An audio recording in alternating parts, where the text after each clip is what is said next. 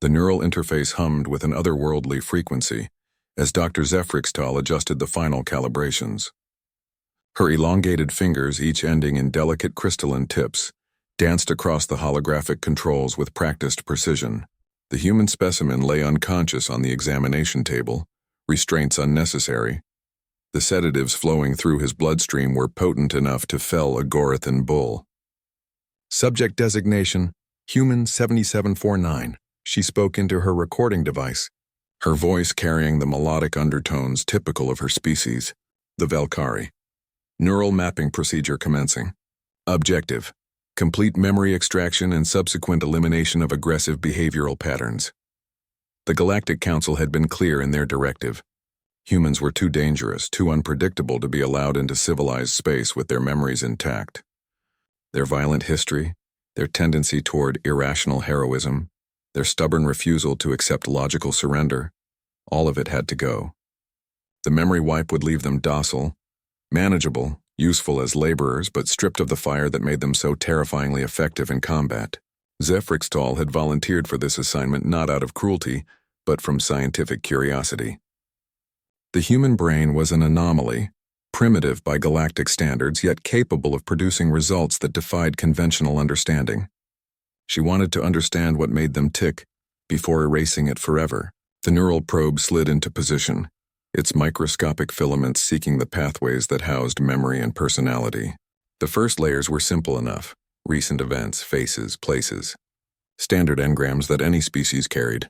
But as the probe delved deeper, Zefrixtal's large compound eyes widened in surprise.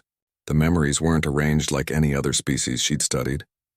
Where most sentient beings stored experiences in neat categorical structures, the human mind was a chaotic web of interconnected thoughts and emotions. Memories weren't just data, they were living things, pulsing with raw feeling and interconnected in ways that seemed almost organic. She pushed deeper, following a particularly strong neural pathway that seemed to glow with unusual intensity. The memory belonged to the human's childhood, a small boy standing in front of a burning building, watching firefighters rush inside to save strangers. The memory should have been filed under traumatic events or emergency responses, but instead, it was connected to dozens of other memories. Stories of courage, moments of sacrifice, instances where ordinary people did extraordinary things. Zefrixtal frowned. This wasn't how memory was supposed to work. Each experience should have been discrete, categorizable. Instead, she found herself looking at something that resembled a living mythology. Stories and experiences woven together into a narrative of defiance against impossible odds. The probe moved to combat memories, expecting to find the savage brutality that made humans so feared. Instead, she discovered something far more disturbing.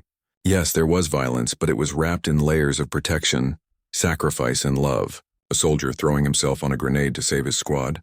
A mother fighting desperately to protect her children. A teacher shielding students during an attack. Each act of violence was inextricably linked to an act of love. Impossible, Zefrixtal whispered, her voice trembling. The Valkyrie had evolved past such primitive emotional responses eons ago. They made decisions based on logic, survival, efficiency. The idea that someone would choose certain death to save others was antithetical to everything her species valued. She pushed deeper still, seeking the core memory engrams that would explain this phenomenon. What she found instead was a cascade of experiences that defied rational explanation. Humans choosing hope over despair. Humans laughing in the face of death. Humans standing up to bullies twice their size. Humans refusing to abandon their wounded. Humans fighting impossible battles not because they could win, but because surrender meant others would suffer. The neural probe began to malfunction, overwhelmed by the sheer interconnectedness of the human's memories. Warning lights flashed across Zefrixtal's console as the feedback loop intensified. But she couldn't stop. She was seeing something that challenged everything she understood about consciousness and survival. In the deepest layers of the human's mind, she found not the primitive savagery the Council expected, but something far more terrifying. The absolute, unshakable belief that some things were worth dying for. Not survival instincts or territorial aggression, but the conscious choice to sacrifice oneself for abstract concepts like freedom, justice, and protection of the innocent. The neural interface suddenly surged, and Zephrixtal screamed as the human's memories flooded into her own mind. For a terrifying moment, she experienced what it meant to be human, the crushing weight of moral responsibility, the fierce joy of protecting others, the absolute refusal to yield in the face of overwhelming odds. She saw through human eyes as they charged machine gun nests on beaches, knowing they would die but believing their sacrifice would save others. She felt their hearts as they stood between tyrants and the innocent, outgunned and outnumbered but never outmatched in determination. She experienced their love for their children, so powerful it could drive them to move mountains or die trying. The connection severed abruptly, leaving Zephrixtal gasping on the laboratory floor. The human was beginning to stir, the sedatives wearing off faster than they should have. She looked at him with new eyes and felt something she had never experienced before. Fear. Not fear of his physical capabilities or his weapons or his technology. Fear of his spirit. Fear of what he represented. Fear of what it meant that beings like him existed in the universe. She understood now why the Council wanted their memories erased. It wasn't because humans were too violent or too dangerous. It was because they were too inspiring. Their mere existence was a challenge to every other species that had chosen the safe path, the logical path, the path of surrender and compromise. Humans didn't just fight, they believed. And that belief was infectious. The restraints hadn't been for the humans' benefit, Zephrixtal realized. They had been for hers. As the human opened his eyes and looked directly at her, she saw something that made her crystalline fingertips tremble. Compassion. Even here, even now, facing an alien scientist who had violated his mind, his first instinct wasn't revenge or hatred. It was concern for her well-being. "Are you all right?" he asked, his voice hoarse but genuine.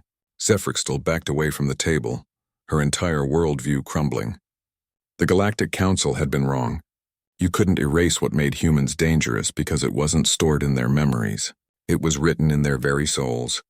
And now, having touched that fire, she wasn't sure she could ever go back to the cold, logical existence she had known before. The human sat up slowly, looking around the laboratory with curious rather than hostile eyes.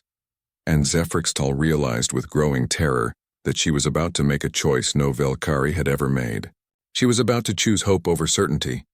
The neural interface lay forgotten as she reached toward the control panel, not to erase the human's memories but to delete her own research. Some fires she now understood were meant to spread.